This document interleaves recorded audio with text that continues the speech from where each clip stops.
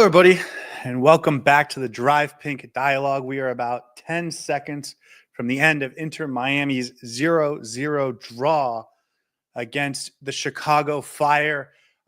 Lots of things to talk about, but I think that was a very boring Sunday afternoon game, and I think it should be a little disappointing based on everything this Inter Miami team is capable of and everything that they've shown us so far. I just want to pull up the stats before I start, just to give you an idea of what this ended up looking like.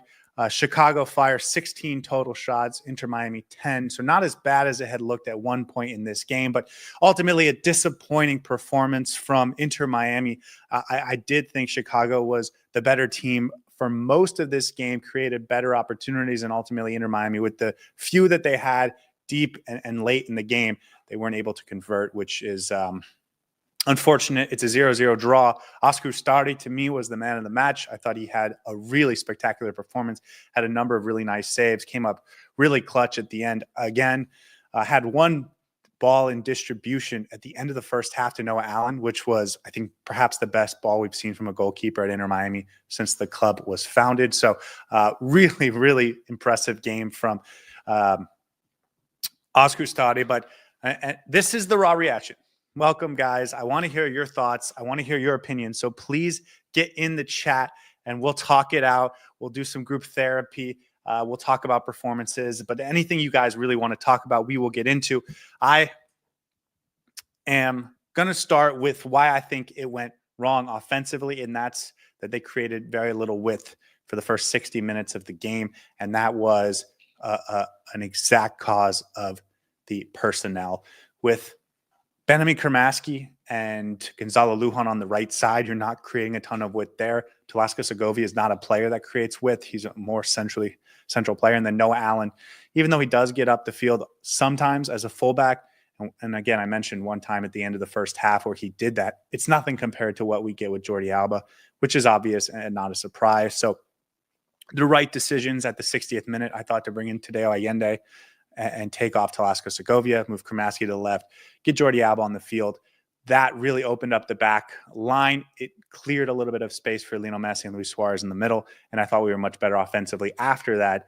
And I think if we look at the first half stats versus the second, Inter Miami, 3 shots in the first half compared to 9 for Chicago, and 7 on 7 in the second half. So a much more balanced and even game. I thought that was the biggest issue, and I thought it was a direct cause of the personnel. And so Javier Mascherano, I think, recognized it, made the right substitutions to try and counter it at the 60th minute, but it was also his decision to play the starting 11 in the first place. And I think a very simple change would have been putting Ian Frey on the right side, because we've seen him and Benjamin Kramaski have some real chemistry down that right side this season and create a little bit of width going that way. Pulls out Andrew Guzman, who was tight on Messi for a lot of the first half whenever Messi was playing sort of in that right central channel, and just allow your best players to be more dangerous. So that was disappointing that we had to wait until the 60th minute to get that. But other than that, I think just kind of one of those lackluster days, a lot of chances, I think scary moments for Chicago, a lot of 1v1 defending in transition, but ultimately Oscar Ustari stands tall. He finishes with, and I want to go for it, 4 saves from inside the box, 7 saves total. So really impressive game from Oscar Ustari. I thought there were some bright moments. Toto Avilos had some really good defensive transition moments, one-on-one, where he pushes his player wide so they don't have a good angle on the shot. I thought maybe that's it. And I thought Ustari was really impressive. Okay, let's get to the chat, and we will go from there.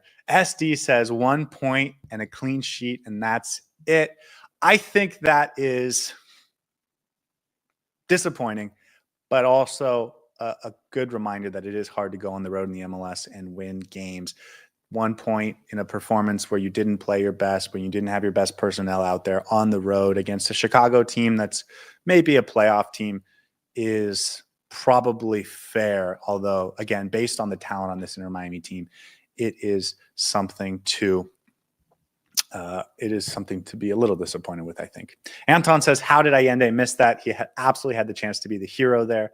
and he misses it. Although I do think in the last 30 minutes, he brought a different dimension to the team that they didn't have before. And so I thought overall it was an impactful performance from Allende, both with his own play, his own physicality in the against the back line of Chicago, and his ability to get over the top, spread the defense out, distract some players from Messi, who was double guarded basically the entire first half. And I thought it opened up the game a lot in a positive way for Inter Miami. So he gets the opportunity, which is not something we could have said for Cremaschi or Tadeo Allende. I'm sorry, for Telasco Segovia or Cremaschi in the first half, but obviously wasn't able to make it. Fred Z says, Ustadi. Taran says, Ustadi, man of the match. Absolutely. I don't think it's even competitive. I know Messi had some nice moments, but in this game, it was a 0-0 draw and a one-pointer for Inter Miami because Oscar Ustadi had some really, really impressive moments. And again, the saves, I think, are highlighted, but there was this moment at the end of the first half where he puts a ball forward to Noah Allen, just out of nowhere, to set up a goal-scoring opportunity that Luis Suarez puts high and may have been offsides. It would have had to go to review. But again, really nice moment from Ustadi in possession, in transition. That's the sort of use your feet to create offense going the other way. That's the first time we've seen him do that. It's honestly the first time and the only time I can remember an Inter Miami goalkeeper really doing that. Gabriela says, now what did I say about the offense? Brad says that first half was brutal. The weird thing is I thought it was a really fun first 10 minutes of the game. And then it settled into a really, really boring final 35 minutes of the first half. Anton says he was not expecting 0-0. Yeah, the Chicago team has given up 12 goals in 7 games, so they are giving up a lot. I think you saw why they scored 2 goals a game. They weren't super clinical in this game, but they created plenty of chances for themselves, especially down the stretch. They had plenty of opportunities for the winner. Of course, so did Inter Miami. Neither team could be clinical. But certainly I think this was a moment for Chicago to say, listen, it's good for us to get a clean sheet. I thought they did a good job on a frequent basis of playing out of our press and turning that into transition opportunities. A couple times they turned it right over and it led to opportunities for Inter Miami. But I think if Inter Miami was a slightly better high pressing team, they would have been able to do that more and potentially given themselves higher quality opportunities in front of goal. Didn't happen, but ultimately disappointing result. I think that's the only way to say it. Gabriela does mention we're still undefeated though, so that's great. Good, I guess. Fred Z says, yeah, awful, messy game. Michael says Vancouver will thrash us after watching this garbage. Pretty big dichotomy between Inter Miami going 0-0 in Chicago compared to Vancouver scoring 5 goals against the team that had given up the fewest in MLS all season last night. But maybe they used all their luck and we're saving ours. Luck being probably the wrong word. Taran says, why is Cremaschi still playing? We have seen Cremaschi be an effective player down the right side when in combination with Ian Frey, when he's high up into the final third. And we've seen him be a hustler that can work the midfield and create some turnovers and play solid defense. But that's not what this game called for from the right winger.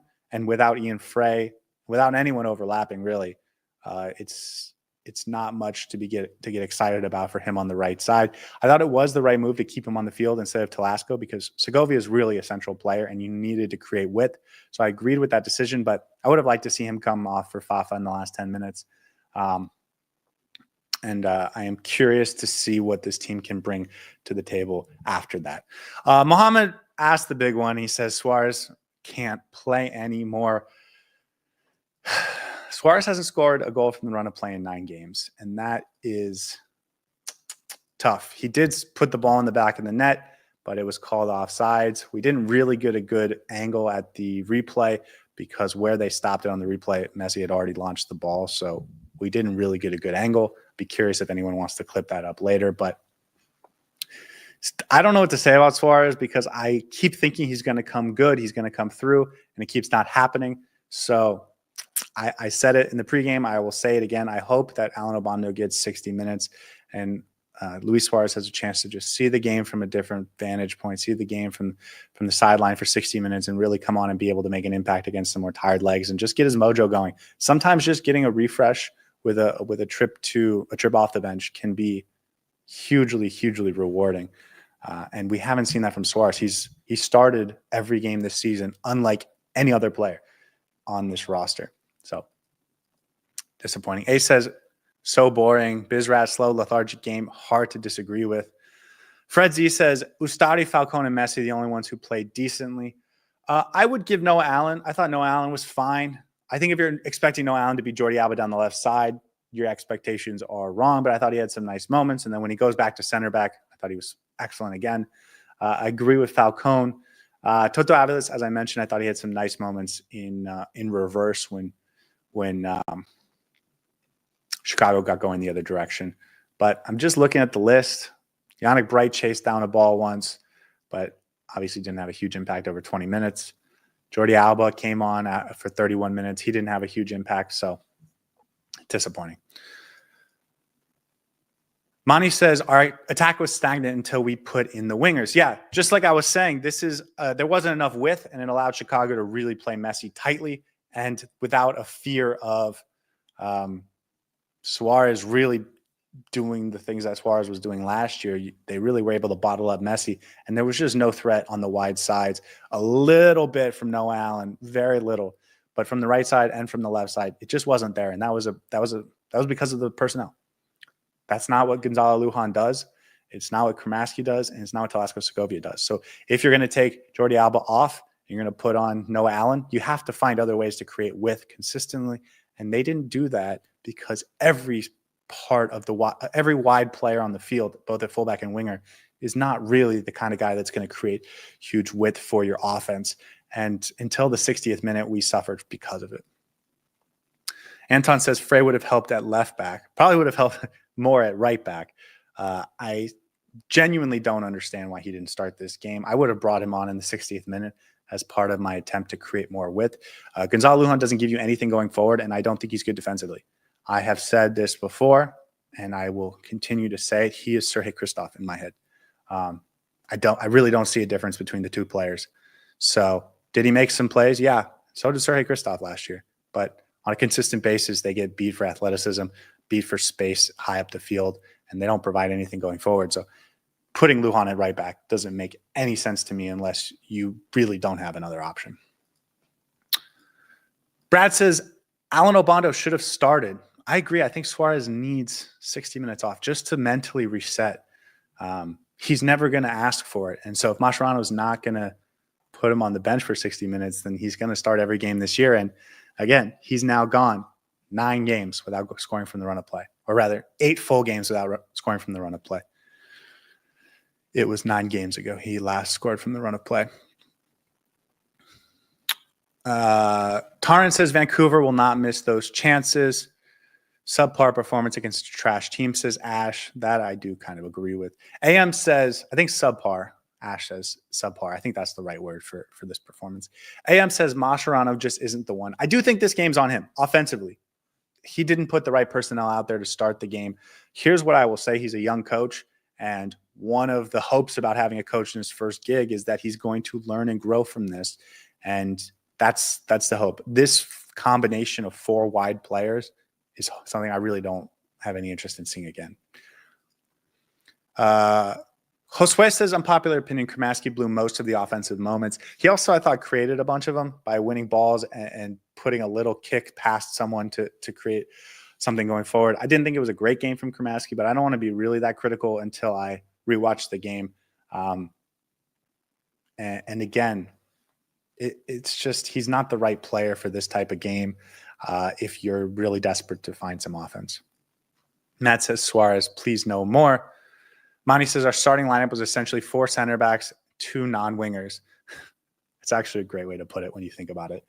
That Manny, thank you. I'm gonna write that one down for tomorrow, and we'll talk about it in more depth. But that is exactly what the problem was with this offense. We had 4 midfielders and 4 center backs, and Messi and Suarez.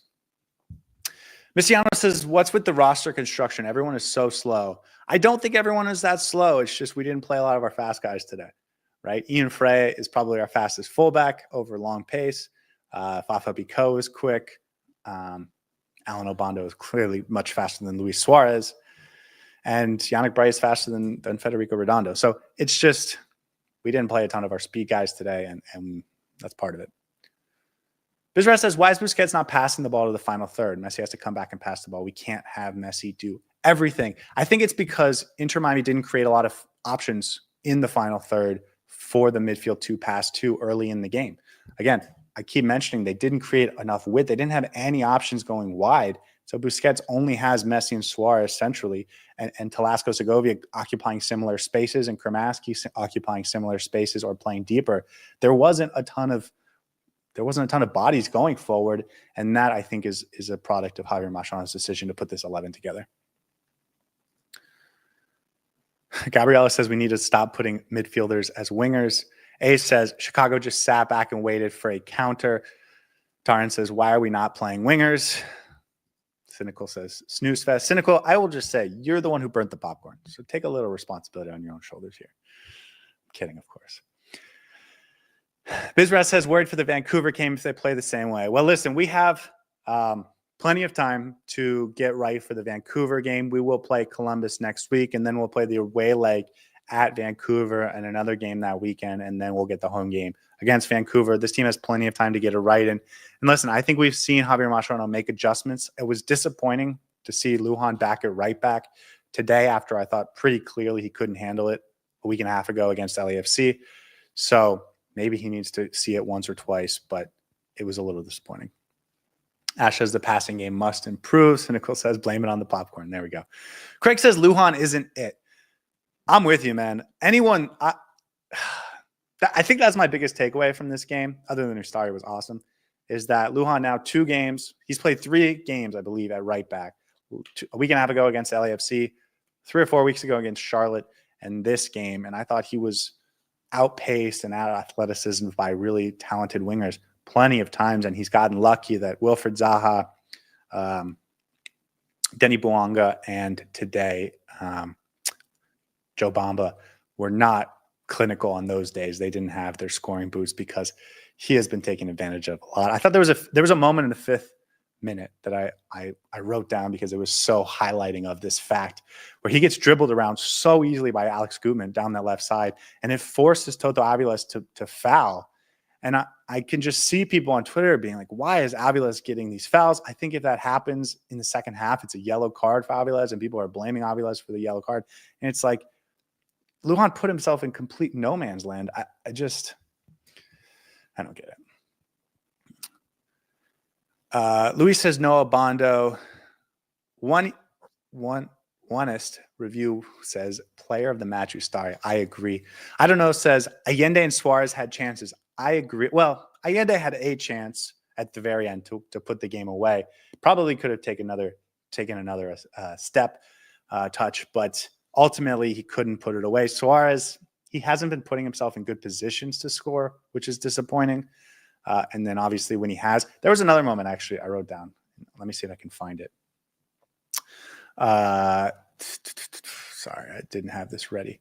68th minute, Luis Suarez, there's a turnover by Busquets, or rather Busquets intercepts a ball, and he plays it right away to Luis Suarez. Maybe it's the second touch goes to Luis Suarez, but Suarez is sort of at the penalty spot area, and he kind of has an opening towards goal. And I feel like last year he would just turn and fire. And this year, instead, he kind of passes it off to Messi, who has 2 guys sort of closing down the lane. And so by the time he gets to Messi, there is no shot. Messi has to turn around and sort of cycle back. But that was, to me, the first time I've seen a real moment where it's like, Suarez doesn't have the confidence that he needs as a striker. Again, there's just a hard conversation around Suarez because it will come when it comes, but ultimately it's now been 9 games. And I think you need to shake something up mentally just to try and see what this team can be. And just give him an opportunity to see the game from the bench for 45 minutes or an hour. Monty says, at this point, I'm worried that MLS teams have figured out how to handle us, put like 3 people on Messi, and our attack is non-existent. Well, this was a much rotated attack. Let's be fair. Natalia says it would have been good to bring on either Fafa or Abondo. I would have 100% brought on Fafa. Let's see. Yannick Bright comes on in the 70th minute. I think I would have put on Fafa for Kramaski at that moment as well, because it was becoming a transition game. You would want more speed. And while Kramaski's not necessarily slow, he is tired legs after 70 minutes. I think putting on Fafa Picault for Kramaski at that moment would have made sense. especially when you're trying to create some turnovers high to create better opportunities. I think that would have made a lot of sense. Obando, listen, they weren't going to take Suarez off in a game where it's 0-0.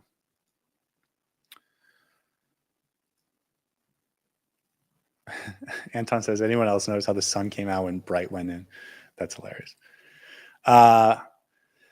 Messi off the crossbar twice is nuts. He says, Sir Octi says, I'm sick. Mistiano says, Crema apologist, come talk. Listen, I didn't think Kremaski was the worst player on the field by a long shot.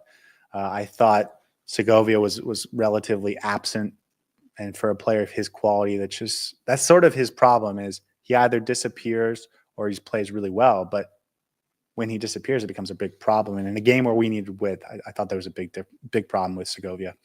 I thought Luan didn't play particularly well. Guys, let me know what you think about Redondo, because I saw some people on Twitter already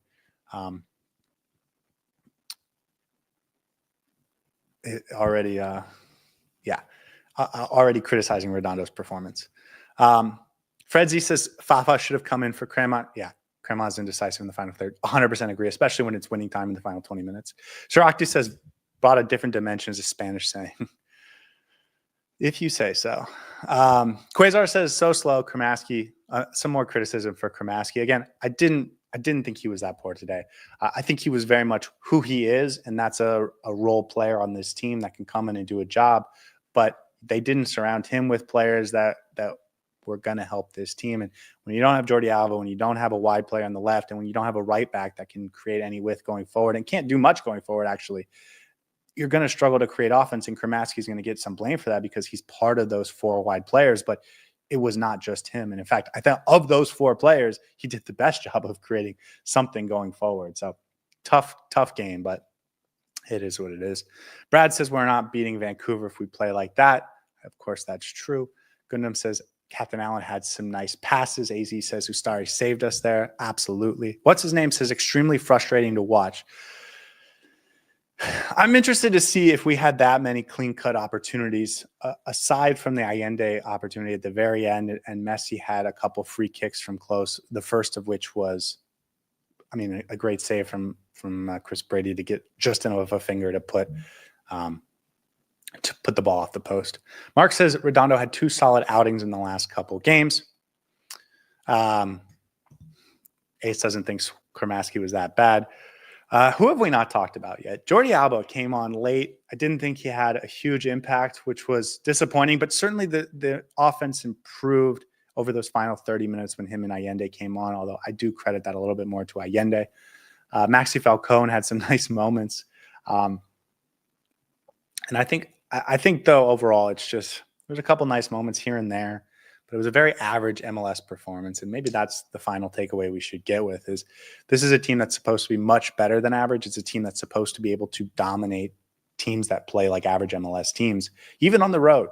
And they didn't do that today. And maybe that's like, maybe this should be a team that can dominate opposition even when they don't have the perfect personnel, even when they're not right. The conditions aren't perfect or whatever. It felt a little chilly out there, and they weren't. And so maybe the expectation should come down just a little bit, that the coach still has to get things right. And I know that sounds so obvious, but when you're talking about a team with this much talent, it feels like they should be able to get away with a little bit. But today they just didn't create enough width, and that held Messi back. It held Suarez back. Suarez has been a little off, and you get the culmination of this type of performance, which I think we can all agree was pretty disappointing.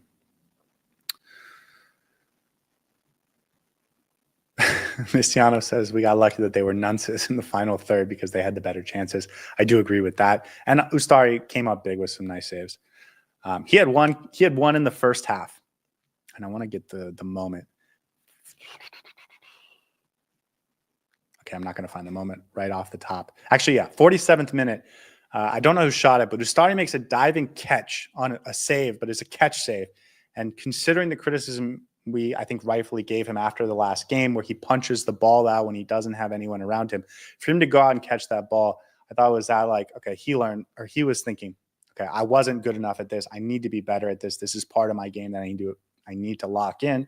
And it was nice to see him do that in this game.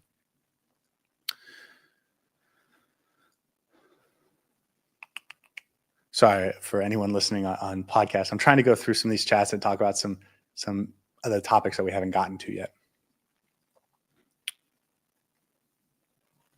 Michael says, get in your heads, people. Teams know how to play Miami. This is an interesting thought, but I'm not sure I would 100% apply it to this team yet because A, we didn't see our best 11, and B, I think that what we saw from the LAFC series from game 1 to game 2 shows that both Javier Mascherano and this team have the capacity to play in different styles, to attack teams in different ways. And we haven't seen the same lineup against us in terms of the style the opposition's going against over the last couple of games. So I think it's probably a bit premature. But I will also add that Nashville figured this out in the first month of Messi being here, that you just play a very tight, low block, and you make it very difficult for Messi to beat you. You force everyone else to beat you. You have to do it with width. And Inter Miami hasn't always adjusted quickly to that. I was glad to see Mascherano make the change at 60th minute, but I think going into future games, he needs to realize I need personnel that can give me a little more width. And he has a fullback on both sides that can do it. He has a couple different wingers that can do it, and he chose not to play most of them. Tadeo Allende and Jordi Alba come on eventually, but Robert Taylor's a guy who can do that. Julian Gressel's a guy who can do that. Ian Frey's a guy who can do that. And so when you're talking about how to create more width, he didn't play a lot of guys that do that. And that's, I think, part of the problem. And I think he'll be better moving forward, though. Natalia says Vancouver's being ultra efficient and Sorensen is a great coach. I agree. Sorensen has been very impressive this year with a team that not a lot of people thought or knew had a lot of potential from what Vanni Sartini was getting out of them over the last couple of days.